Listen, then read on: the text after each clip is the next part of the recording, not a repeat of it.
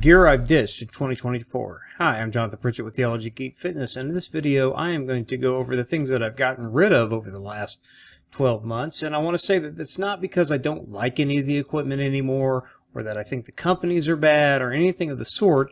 It's just that, as I said in a prior video, that the closer I get to 50, the more I'm going to scale down to the basic necessities while still giving me plenty of options to choose from. I never consider myself a minimalist.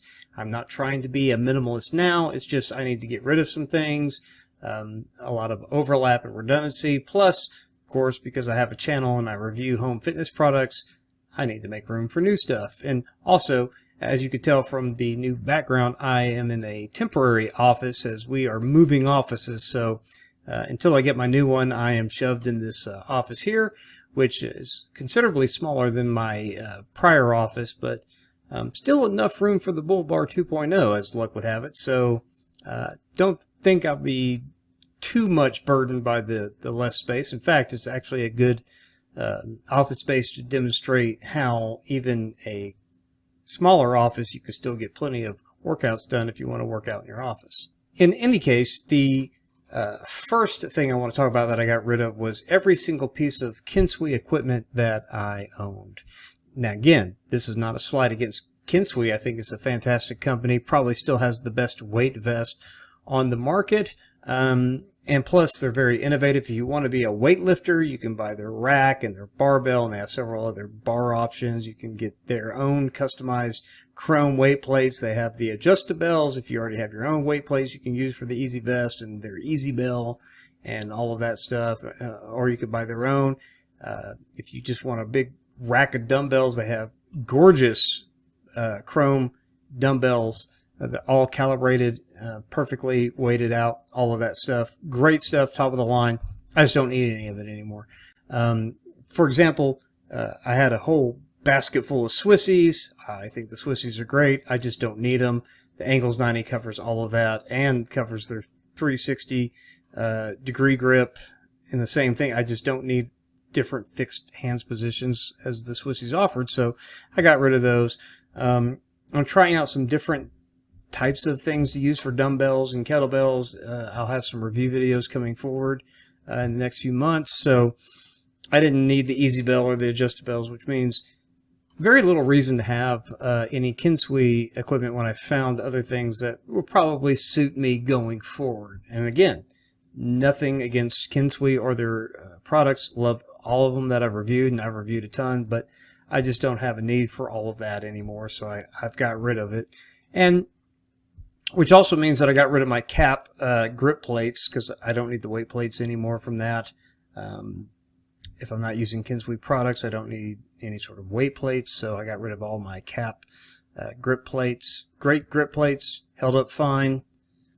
Just don't need them anymore because I'm not using that equipment. And then also I've got rid of my Flybird weight bench because, well, the only reason why I think a weight bench is necessary is if you're using adjustable dumbbells or things like that.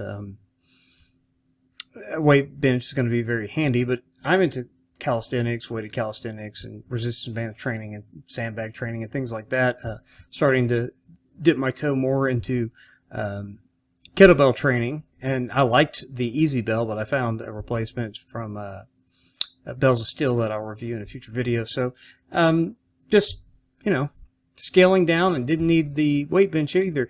If I need to ever do anything comparable to a bench press or dumbbell presses, I still have my plyo box, which I can lay down on that and do bench presses type exercises or dumbbell presses, whatever, just using my plyo box. So the weight bench and the grip plates and the Kensui stuff, all of that kind of hung together, and so it all left together. I also did a review in a prior video on the Rifu pull-up bar. Of course, that was just whatever label was slapped onto it. There's dozens of pull-up bars like it on Amazon, and since I have my J-Flex cross grips and I have my Bull Bar 2.0, which still fits in the smaller space, and then I have my ceiling mounts at home, or I have my outdoor pull-up bar and dip bars, I just didn't need the pull-up bar that just goes over the door anymore. So I've pass that along to somebody to get more use out of it. And likewise, even though I said I was going to give it a year, I gave it almost a year with the bars, grips, rings. I still think it's a decent product. I don't think it's bad. I wasn't blown away by it. I mean, as far as the recoil system of the straps, I think that's neat. But I mean, I like to take 3-minute breaks between sets, so adjusting straps. What else are you going to do to fill that time? So it really isn't a hassle for me. I didn't see a whole lot of benefit from that. So I gave the system its due. If you watch my review of the bars, grips, rings, I was always on the fence about it anyway, and I ultimately decided that it doesn't add anything to what I already have with my double circle rings, what I have with my sling trainer from Angles 90 and the Angles 90 grips. So the bars, grips, rings, along with the Review pull-up bar, they both went out. And also the Pro Source Fit dip station. I have my dip station outdoors. I have the Bull Bar 2.0, which can do dips with the attachment handles for it. I could do ring dips indoors, outdoors, wherever I want with my rings. So I didn't really need this Pro Source Fit dip station. Though I like it, I still think it's a better buy than the Liebert EQ bars, and it goes on sale quite regularly on Amazon. So if you're in the market for some parallel bars, go for that. I just no longer have a need for them, so I got rid of those as well. Speaking of rings from Double Circle, they also had these squat wedges that I bought, and I really, really liked them, though I was a bit sketchy and nervous about using resistance bands with them with the little slits under them because they weren't rounded off. But ultimately, I decided I don't really use them that much. I wanted to use them a lot more than I did, but I just like to get up, go, and get after it with my squats. So I just decided to let those go. Plus, I've got my eyes on that Nord bench from the Nord Stick company, and it has a a slant board that can fold down.